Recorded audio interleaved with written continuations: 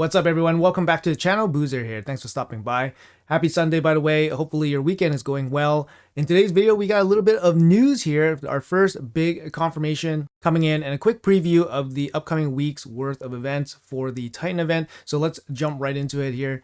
So right here, we got a little bit of a gear boost here for Fire Knight. We got Savage 3X, and then we got Bannerlord accessories from the Spider. But the big confirmation here is the Hothead deck of Fate, guys. On Tuesday, October 14th, they are launching the Hothead deck of Fate, and this is your chance to get the guaranteed Raphael from Fragments in this event.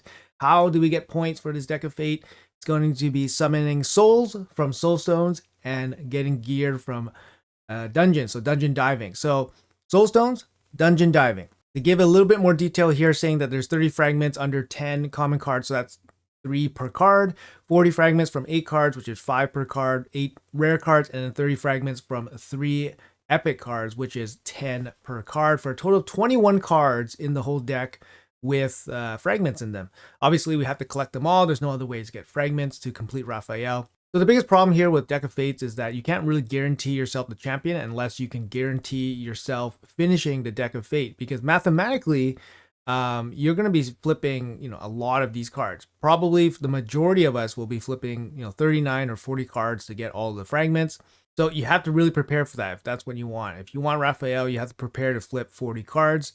Now, Plarium is also adding Titan events into this Deck of Fate, which is a little bit of a, double whammy here. Some people might, try to skip this, but it's also double dipping. So if you're going for Raphael, then you're kind of double dipping with some pizza points here. So there's 100 pizza points hidden in this deck.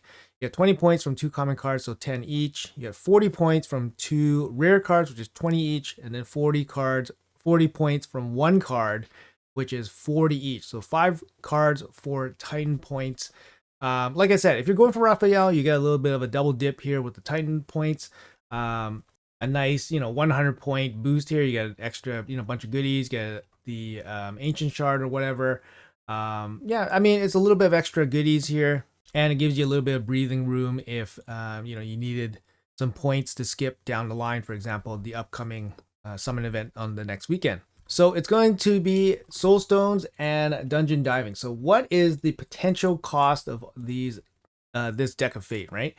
Generally, the soul stones in these Deck of Fates, they're worth roughly 600 to 900 points each. Keep in mind there's going to be 40,000 points required to finish the whole deck. So you guys can kind of do the math here, right?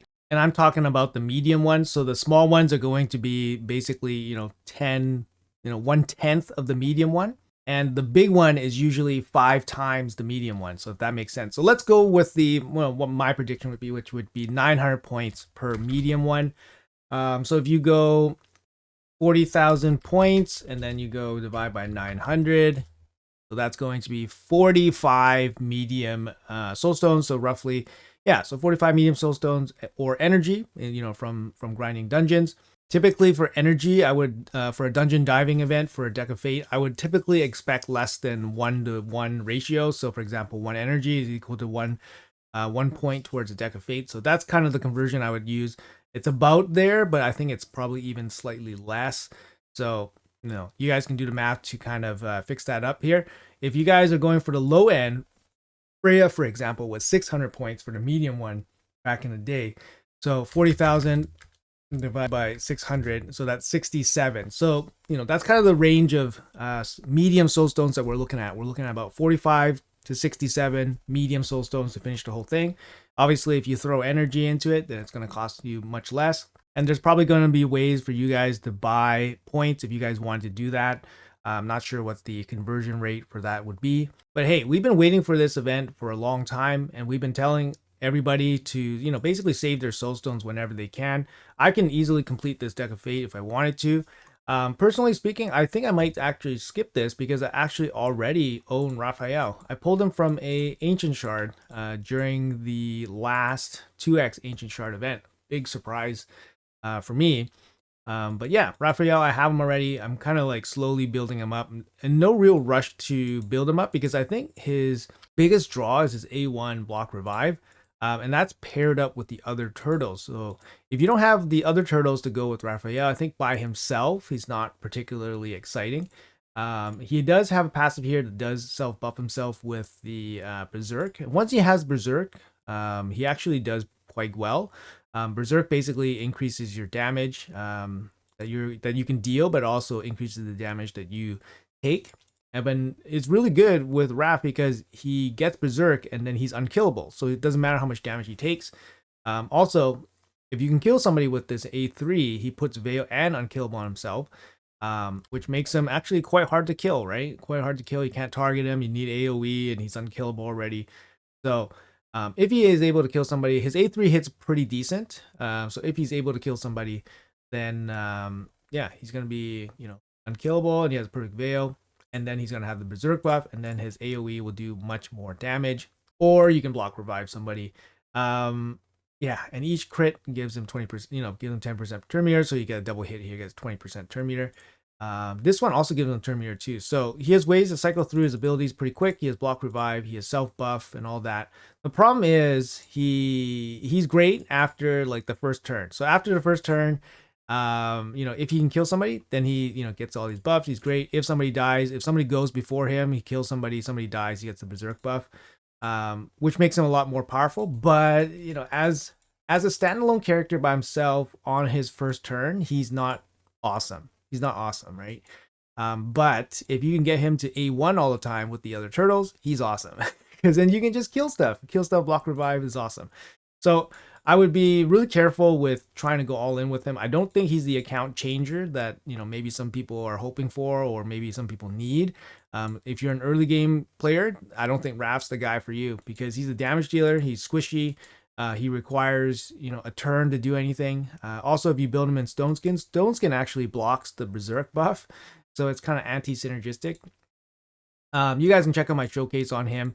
I was like kind of impressed because I had him with a really good team, and he did perform pretty well with some good gear. But upon reflecting on the first play test that I had on him, it doesn't seem like he's going to be great by himself. So just be careful with Raphael. Obviously, he's super cool looking turtle and all that, and he's going to be exclusive, and he's going to be a guarantee coming. So you got to hype him up a little bit, but he's not going to help as many people as I think are hoping for anyways. Oh, sorry, one last comment about the Deck of Fate is that the pin rarity will be disabled for this event. So no pin rarity. So if you guys don't know what pin rarity is, it's basically you get to choose to hold the card in the the three sequential, not sequential, it's like three matching, the three matching colors in a row, and then you get a little bonus reward.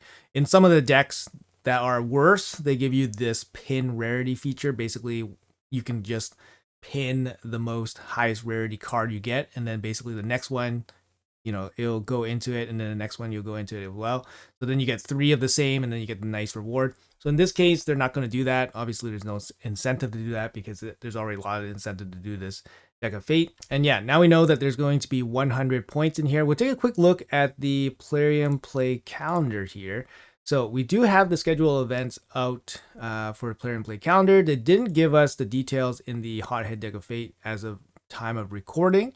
So we know there's going to be a Void Shard, a Primal Shard, and a Legendary Skill Tome. Now keep in mind for myself, like I said, Raphael, he doesn't actually empower himself. So that's something to know. So if you already have a Raphael, he doesn't empower himself. Same thing goes for all of the other turtles. They don't actually empower themselves. So if you go into the Guardian Ring, click the info, and then you can kind of look for the empowerment for Raphael. So some of these, will have, substitute empowerment. So Raphael here is actually empowered by Kantra. So Raphael cannot empower Raphael. It's kind of weird. So there's no real reason for me to get, another Raphael, right? So it's kind of weird that way. But yeah, let's go back to the calendar here.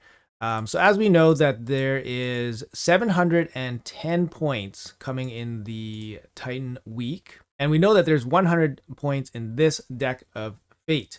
Now, that means there's 610 points allocated to everybody else. All right, guys, so this is kind of like my estimation here for the upcoming week's worth of tournaments. We know that the Hothead Deck of Fate only has 100 Titan points in it. The rest of them seem to follow, if they follow the regular pattern of things. These are the estimates that I have. So the Shredder's Wrath is 50 points this week, so I assume it's going to be 50 points again. The tournaments, the Spider and the Fire Knight, they're actually not turn attack tournaments. They're just regular tournaments. So they're going to be worth less points. So the turn attacks are worth 40. So I assume that the non-turn attacks are going to be worth 30 each. We have Classic Arena here for 20 points. We have both Gear Enhancement, 2 more Gear Enhancements here for 60 points each. The current one is already open and it shows 60 points, so I just assume the one in the back end is going to be 60 points as well. And I'm going to assume that this 4-day training event is going to be 100 points, given that this week's or last week's training event was also 100 points. So that gives us a total of 450 points, but that means we need to have a 260 point champion chase to reach 710. 710 is the total that we know. So this champion chase, I don't know where 260 looks really weird. So I don't know where this extra 10 can possibly go. Maybe it goes into the Shredder tournament. Maybe the Shredder tournament 60 points. But you know, based off of this, I could expect the champion chase to be worth 250 points at least, I would say. Unless they want to divvy up some of the points from the champion chase and put it into the champion training, that's also very possible. But I would expect a pretty heavy champion chase tournament for next weekend. Now the good news is there is going to be a 2x boost next weekend coming up, and it should be 2x ancient boost. So ancients are the best during champion chase. They give the best value per shard. So hopefully it won't be too bad to go through. But I would probably expect, you know, probably like 4,500 points to get the top milestone for the Titan event. Now, that might change your mind on how you want to proceed with the Summon event today, because there's still 1 day left with the, the Granite Path Summon event. Now that we see the sequence of events happening next week, this might help you guys, determine if you guys want to pull today or if you guys want to pull next week. So we know it's going to be a champion chase. No, it's probably going to be 2x Ancients unless they do something else weird with the scheduling. And we know that the champion chase in the next weekend will probably have, I would say, 250 points. But at least 200 points. Unless they want to divvy up that 60 points and put it in the champion training just to be like nice or spread out the resources. Most likely I would prepare for a 250 point plus champion chase. That might be your skip. If you did everything up until the champion chase, that could be your skip. Maybe, right? Anyways, guys, none of these figures are obviously like set in stone. Only the Hothead Deck of Fate and the first gear enhancement that we know of right now. The other ones are just based off of what we reliably know already. So you guys are caught up on that. All right, guys, that's going to be it for the video. Let me know in the comments below what you guys think. We got our first real confirmation here about the guarantee. And yeah, it's Raphael with Soul Stones and Dungeon Diving. We all suspected that the Deck of Fate would have Soul Stones and probably training. So Soul Stones plus Dungeon Diving is a little bit of a, deviant, but it's not far away, right? It's just, Soul Stones plus some kind of energy requirement. So we all knew that already. And the dates were pretty much right. On the leaked documents, it said that the Deck of Fate would start on Monday. In reality, it starts on Tuesday. It's in the same week. So the only thing left to know is the Leo event, and my thinking it's still going to be Hero's Path. It's just going to be later on in this collab, so let's keep an eye out for that. Anyways, guys, that's going to be it for the video. Let me know in the comments below what you guys plan to do, what you guys think about everything here. Thanks for watching until the end. Let me know if I made any mistakes in my calculations, and yeah, I'll see you guys in the next one.